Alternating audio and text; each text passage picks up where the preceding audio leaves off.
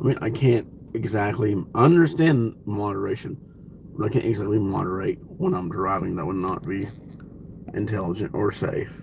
So, yeah, just real quick here, I'm about to head down a creepy road I haven't been on in a while, but whatever. And again, it's just because our minds are made to believe that shit's creepy. But this video is, I'm turn the lights to a little better. This video is mainly going to be just me venting. I understand a lot of people don't want to see that, or hear that. And if you don't, fine. Just if you're happen to be watching this or stumble upon it later, just go ahead and click off. I don't mind that. But just some, I mean, in the end, it's fairly minor things. And in the end, I still am doing very well in life and all that. But, you know, it's one of those things. It is what it is. And I just wanted to talk about it. So let's switch the camera around here. Let's get it focused like that. I think that's pretty good. And then, so I'm going to take a quick story.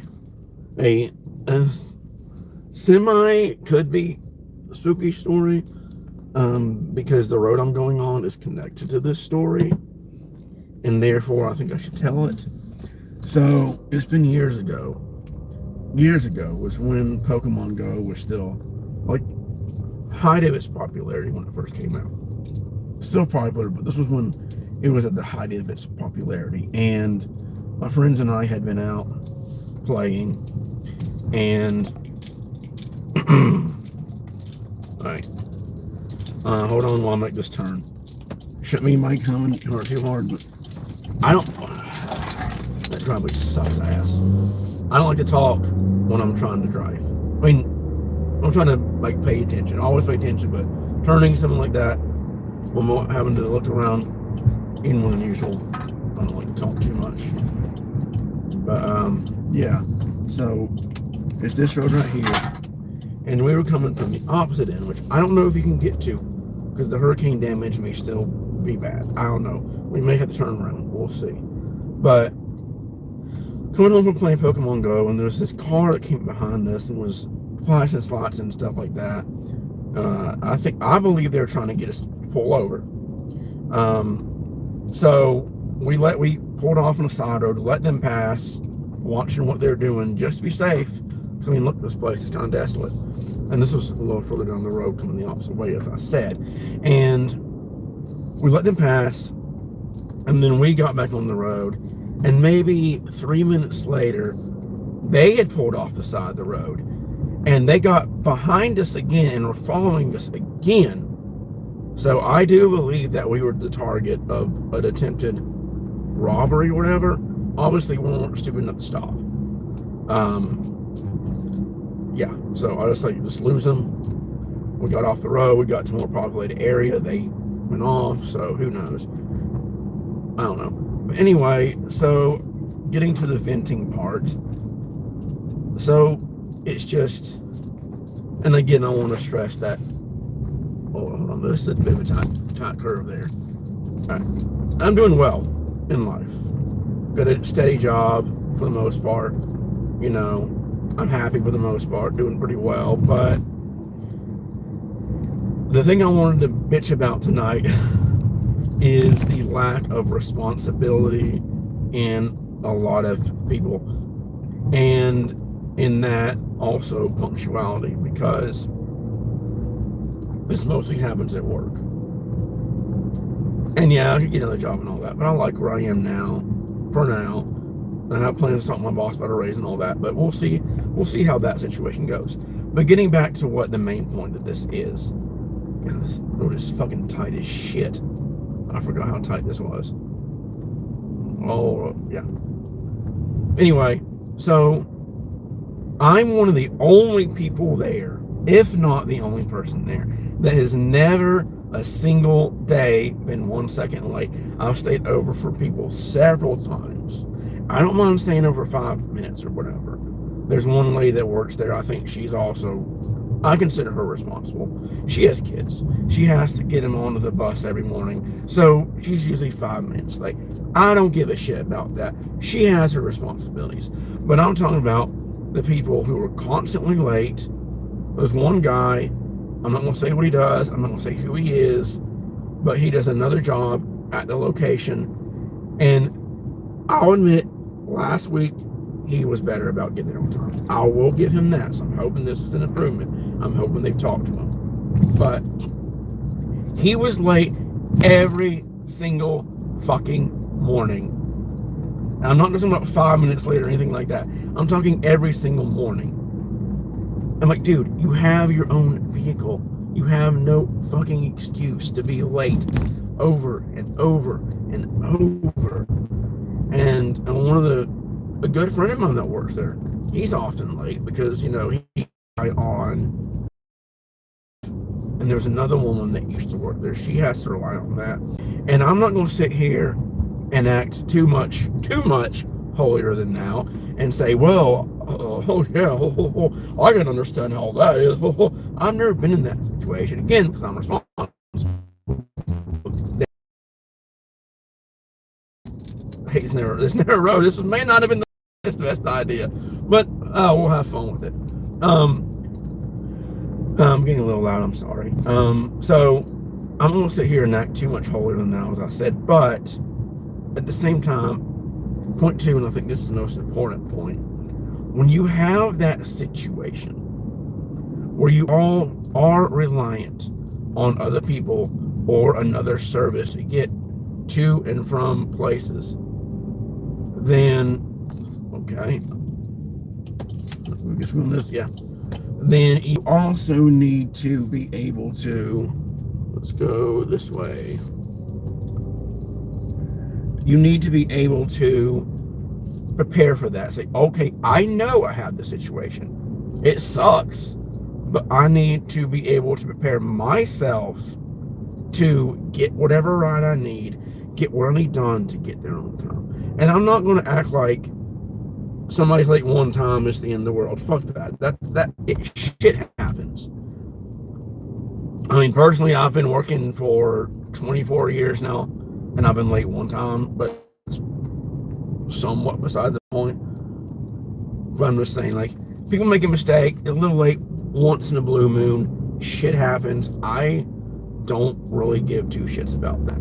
I can understand that, but it's more so, man, this is tighter than the other one, but it's more so having the burden of being the one who is responsible. Oh, that's okay. This is yeah, it is clear through here now. It is clear through here now. Nice. So the spooky part, I guess, is over, which it really isn't that spooky to begin with, but our brains are trained. Anyway, the burden of being the one that's responsible and taking all the responsibilities and burdens of the rest of the people who can't do it. And the one lady, again, I'm not going to name names. I'm not going to go that far or say where I work, obviously. But she was constantly late. And then nice enough personality to where when she got let go, I was like, well, that sucks for her, but at the same time, it's her own fault. And I hope she learns her lesson. I was saying, I hope she learns her lesson and, you know, moves on and improves from this, yada, yada, yada. But I didn't witness this. Other people did, so I'm going off word from other people, so I can't say this is 100% true. But in the end, I do think it is. Apparently, she came to work drunk a couple times.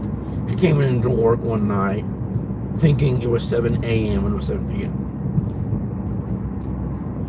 And, you know, and every time she came in, she'd be bitching about something, which I realize I'm doing now, but I don't do it like all the time. So take that what you will. You can say I'm being a hypocrite. That's fine if that's your point of view. It's fine. You're entitled to your opinion. But I know I'd be nice because she was a nice lady. Good personality for just as a person, not great co-worker responsibility-wise, but as a person. So I'd sit there and listen, and I'd warm my car up because it was cold, and I'd be probably like, well, I gotta go, you know, kind of edge my way out of there. But I mean, I understand that. Well, I can't understand what's going on in life, but still, you have to take responsibility. You can't show up to work drunk. I've never shown up to work drunk, and I drink most nights that I'm off. So there's that. But And then, and if the boys are watching this, I apologize, but I kind of got to be truthful here too. And I understand this because one of my friends is a victim of the hurricane. I get that. You know, financially, the economy, things are tight right now. But, and I do understand that. I'm not completely heartless. But it just sometimes sucks being the only one that, for the most part, has a vehicle that's always reliable, has a home that's always reliable to hang out in. And there's part of me that likes that responsibility. I like being in control. I like being the one driving. But I need to reiterate that's for the most part. Sometimes I just want to go somewhere else. I want to do something different. And that's a lesson that I have to learn myself. A lot of that is on me myself. I'm not going to dodge responsibility. And here's some good news. So yesterday, and this is what really made me think about the whole friend group thing. And I want to say I love my friends. They're great people. Great fucking people. Awesome to hang out with. Don't get me wrong. But yesterday, it was delayed, of course, but it was our holiday party for the place I work. Went to a local restaurant, had a couple of drinks, had fun, mingled, hung out with somebody that I work with. And I'm like, I'm just here with a different crowd doing a different kind of thing. And it was something simple. You know, I didn't get, of course, obviously it's a holiday party. I didn't get wild shit-faced drunk or anything. That'd be fucking stupid. But it was just, this is nice. And then I went and smoked one with my friend at his house. That's obviously fun. But, you know, you have to be able to, in life, have more than one friend group. You can have, as I do, that one main friend group that you hang out with most, but you branch out. It's been a while since I've been up this way. But, yeah, you have to branch out, do different things, and I've talked about that a lot in my videos, and I just need to, again, it's on me to do a lot of that stuff, to go out there and meet those people. But brings me to my last bitch point, and then I might talk about something else. It's really hard to find people that are in the same things you are, and people who have time to do things. You have jobs, you have responsibilities, a lot of them have children, families, all that jazz. And, you know, I don't have a family. I don't have kids. I don't fucking want kids. And that's a topic for another day. If you guys want to hear why, let me know in the comments, which I will try to read after this, because I can't read them when I'm driving. But just real quick, thank you for everybody who's jumping in and commenting. I'll try to read the live chat later. I just don't want to do it when I'm driving. I don't have kids. I don't want kids. So I can't understand that. But I can see how it can be harder for people to hang out. But just to find that companionship, that friendship, especially if you're like me, you're into the weird shit. You want to go on spooky drives. You want to go on ghost hunts. You want to go to graveyards. You want to get out and have adventures like that. It can be hard to do hanging out with people, because I'm not, for the most part, one of those people who, you know, I used to be in my 20s, go out to the bar every weekend, party, get drunk. That can be fine every once in a while. That really can be fine every once in a while. I do enjoy it here and there, but it's not too much. But it's just, for years, I've been trying to reach out and meet people like that. But, Village Pub, I need to try that place. As I'm talking about not always going out and drinking. Funny. But, yeah. So it's just, it can be hard to find, you know, like-minded people. All that rigmarole. Okay, I think I know where I am, and I think I'm going to try and turn around and go back to that. Oh, I know where the fuck I am. Yeah. So this is probably a good place to turn around right here, and it goes back the other way. But yeah, I mean, and the reason I'm doing these is because there's something about me. I'm really bad about not talking about bullshit. I'm really bad about taking it on myself. I'll be fine. You know, I'm tough. I'll be fine. Ball it up. I'm really bad about talking to people that I actually know about shit. So, as a means of, I guess, self-therapy, and I'm definitely thinking about getting professional therapy, because I think everybody needs it, really, even if you're doing mostly well like I am. As a means of self-therapy, because, yeah, I mean, some of my friends may watch this, and that's great, but most people are people I don't even know. So, I'm venting to people I don't even know, so it's not as personal. Jeez. I didn't see that speed bump. But yeah, that's it for the bitching. So I appreciate everybody coming in and listening to me. It's actually helped a lot. I feel a lot better than I did when I first set out. I guess it really did help. But so the last thing I'm going to talk about, and this is way the fuck off topic, is last night my friend told me about the new Silent Hill movie coming up. And he's like, you need to watch the trailer. It looks pretty sick. So I'm like, okay, sure, I'll watch the trailer. I watched it. And I'm still wary about it because we know how video game movies can be. The preview is short and to the point, which I like, but we just can't tell too much from it. But I do have at least some hope for the Silent Hill movie because for the most part, it looks good. I can understand to a point modernizing the look of the characters. I only think that will be a problem if they change too much or modernize it too much. A little is understandable. A little, I personally think, is needed. Yeah, James doesn't have brown hair or whatever, but as long as, this is the one thing I want from the Silent Hill movie. I want the actor to try and fool not only people who don't know the story of Silent Hill 2, but people like me who have played the original and are playing the remake, which is fucking awesome, by the way, to start to feel sympathy for James. And the trick is to get us, because we know James is a piece of shit. We know what he fucking did. But that's one thing to make. I start to feel sympathetic for him. Like, wait a minute, I know how this story ends. Even though there's multiple endings, I know mostly how the story ends. So I'm like, wait, I cannot feel sympathetic for this guy because he's really not a good person in the end. So I'm hoping the actor, the directing, the script, and all that will portray that. We'll see. I'm going to try and see it with the boys, at least one of them.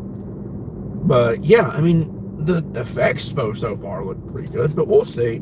I might do a short review on that since I've talked about it on here. But I do think now it is time for me to end this. Find a good place to pull over here so don't. Alright. Definitely don't want to pull into my driveway. That's not fucking cool. So, pretty much, this is the end of it. Oh, I think I can pull up and up here. I just want to stop somewhere where I can, you know,